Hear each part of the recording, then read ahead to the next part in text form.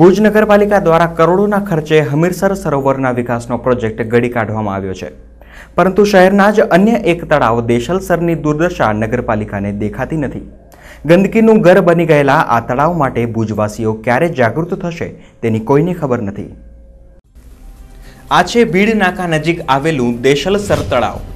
આ તળાવ પણ હમીરસર તળાવ જેવું ઐતિહાસિક છે, પરંતુ હમીરસર જેવું ગૌરવ અને મહત્વ તેને ક્યારે મળ્યું નથી।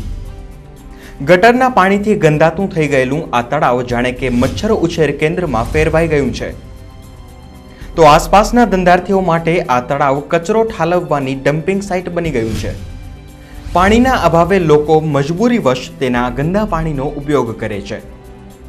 કોંગ્રેસના કાઉન્સિલર આરોપ કરે છે કે હમીરસરને લાડ લડાવતી નગરપાલિકા આ તળાવના અસ્તિત્વને જ જાણે કે ભૂલી ગઈ છે। એટલે મચ્છર ને બોર જ વધી આવી ને એ બીમારીઓ ને બોરી થઈ હતી ને એમાં સાફ સફાઈ કાઢે થઈએ ને એટલે પાક્યા ને બોરી પરેશાની આવે બાજુમાં જ રહેતા। આ તળાવ આપણે જોયા પછી આપણે એમ લાગે કે આ તળાવનું કોઈ ધણી જ જેમને કે નથી। અમો આ તળાવ વિશે અવારનવાર નગરપાલિકા કચેરીમાં જ્યારે અમારી સામાન્ય સભા હોય ત્યારે આ તળાવ વિશે અમે મૌખિકમાં અને લેખિતમાં અમે રજૂઆતો કરીએ કે ભાઈ જેટલું તમે મોટા તળાવને જેટલું માન સન્માન આપો છો જેટલું નાનું તળાવને પણ એ પણ એમનું જ ભાઈ છે।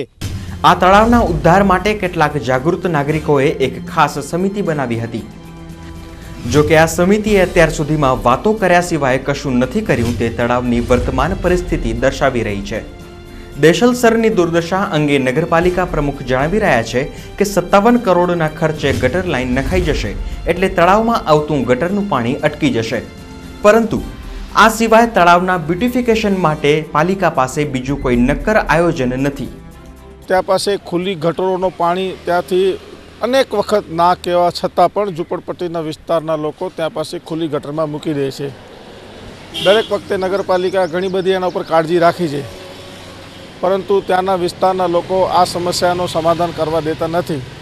ત્યારે ભુજ નગરપાલિકાએ આયોજન કરી અને જ્યાં જ્યાં ગટર લાઇન ન હોય ત્યાં ગટર લાઇન નગરપાલિકા દ્વારા નાખવામાં આવે એના પ્રયાસના ભાગરૂપે મલ્ટીમેટ કંપની પાસે GUDM દ્વારા આપણે અંદાજિત 57 કરોડ રૂપિયા મંજૂર થઈ ગયા છે। વહીવટી અને તાંત્રિક મંજૂરીની પ્રોસિજરમાં છે।